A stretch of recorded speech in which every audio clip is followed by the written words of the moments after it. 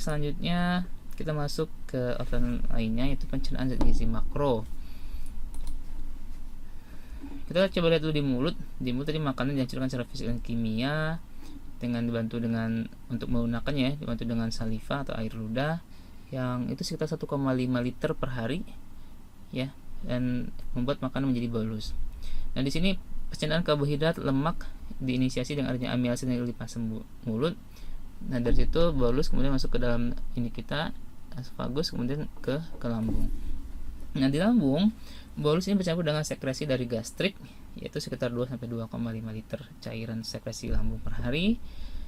Si sekresi ini mengandung HCl, pepsinogen, gastrik lipase, mucus, ya, faktor intrinsik dan juga gastrin, ya. Nah, di lambung ini karbohidrat, protein, lemak itu dihidrolisis, artinya dipisahkan. HCl itu di antara fungsinya HCl adalah memisahkan, melakukan hidrolisis mana karbohidrat, protein, dan lemak ya. Dan di lambung terjadi pengosongan. Makanan cair itu akan lebih cepat dikosongkan sekitar 1-2 jam, sedangkan makanan solid itu sekitar 2-3 jam. Dan karbohidrat, kalau makanan itu untuk makanan campuran ya, kalau makanannya itu individual, misalkan sumber karbohidrat, sumber protein, sumber lemak, dan juga sumber serat, maka yang karbohidrat itu akan lebih cepat dikosongkan ya.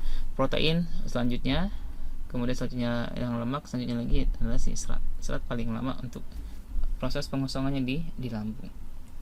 Oke, selanjutnya, nah di sini di antara contoh karbohidrat ya, proses pencernaannya, karbohidrat kita konsumsi dari bentuk pati, misalkan starch molekul panjang sekali ya. Kemudian nanti terjadi dengan salivary amylase, berarti ini di mulut terbentuklah dextrin molekul dextrin ya. Terus nanti masuk ke pankreatik amylase, ke lambung ya, mulai dibentuk molekul dextrin yang lebih kecil, nanti mulai masuk lagi ke intestinal usus ya, mulai menjadi maltos, dari maltos nanti menjadi glukos molekul, ataupun beberapa karbohidrat yang lainnya menjadi fruktos, galaktos, dan sebagainya ya. Oke, selanjutnya usus halus. Usus halus ini tempat utama untuk pencernaan makanan dan gizi, dan juga tempat utama penyerapannya ya. Terbagi menjadi 3, itu duodenum, ileum, dan juga ileum. Makanan yang telah sebagian dicerna, terutama lipid dan protein, ini dapat merangsang ya keluarnya CCK, CCK tadi ya, sekretin, dan juga GIV. Itu untuk menstimulasi enzim cairan mempengaruhi gerakan GI dan rasa kenyang. Kemudian usus menyerap tiap hari sekitar 150-300 gram monosakarida, 60-100 gram fatty acid, 60-110 gram amino acid dan peptida, dan juga 50-100 gram ion. Nah, kalau di rongga mulut, nanti dari rongga mulut dia ke lambung ditransfer. Secara umum tidak ada pencernaan di lambung, hanya saja HCl akan membantu misalkan karbohidrat, protein, lemak ya. Dari sini ada keterangan ya, enzim di Brush border di usus yang akan memecah si karbohidrat ya, terutama ya, tergantung dari jenis karbohidratnya. Sukrosa, jadi ada sukrase, laktase, dan maltase yang masing-masing akan memecah dan menghasilkan monomer atau monosakarida, fruktosa, laktosa, dan juga glukosa.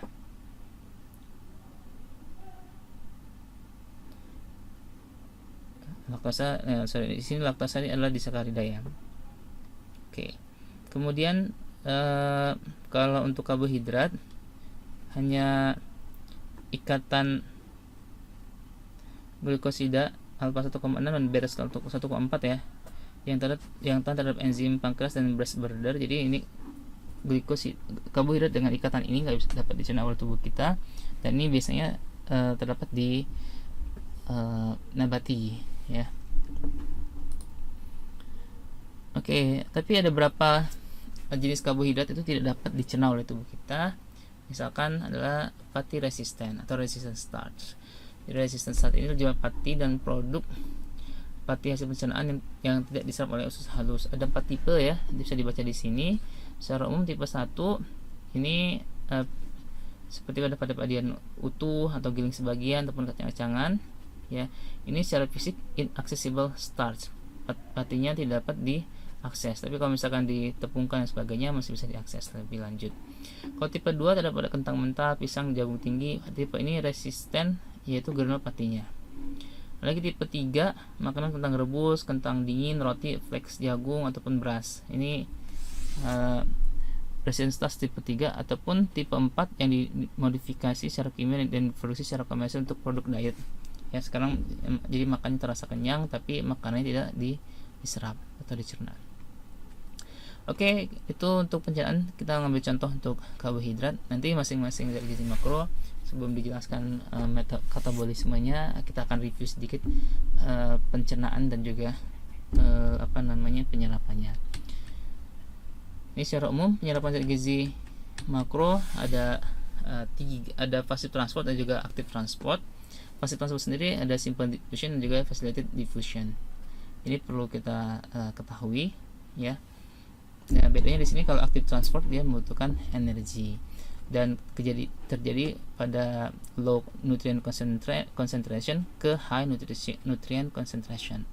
Kalau simple diffusion bisa high nutrient concentration bisa melewatin si membran, ya, bolak-balik.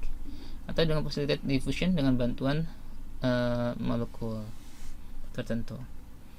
Kita lihat kalau di sini karbohidrat. Jadi di gambar ini lihat lumen ususnya, ini sebelah kanan lumen, kemudian yang ini adalah epithelial cell, dan inilah core of villus bagian dalam atau basolateral. Nah, kalau di lumen nanti misalkan sini ada glukos, fruktos dan galaktos. Nah, si glukos galaktos ini nanti masuk ke dalam lumen sel usus. Nanti dia akan ketemu di membran selnya, itu ada SGLT, ya. Nah, ini ada SGLT atau sodium glucose transport protein yang membantu penyerapan glukos dan galaktos. Tapi kalau fruktos dia dengan facilitated diffusion, ya, facilitated diffusion dengan bantuan, ya.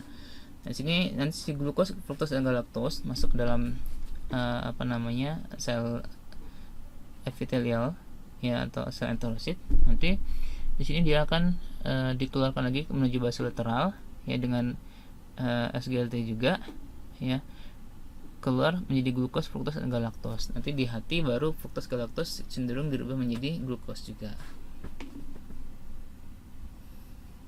Oke.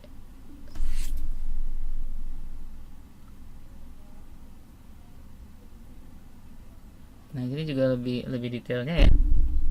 Terus ini juga memperlihatkan ada symport dan juga antiport. Symport di sini artinya ada ion natrium dan juga glukos dengan arah yang sama, maka sebutnya symport. Kalau antiport nanti arahnya berbeda. Di sini, ya, ion natrium dan kalium, natrium keluar, kalium masuk supaya terjadi keseimbangan cairan. Kita nggak ngebahas itu saat ini. Di sini kita dapat melihat adanya SGLT.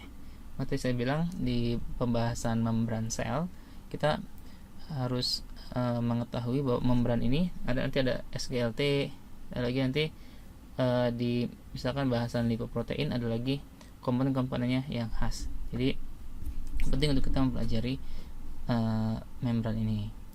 Oke, selanjutnya kita bisa lihat itu untuk yang karbohidrat, ya.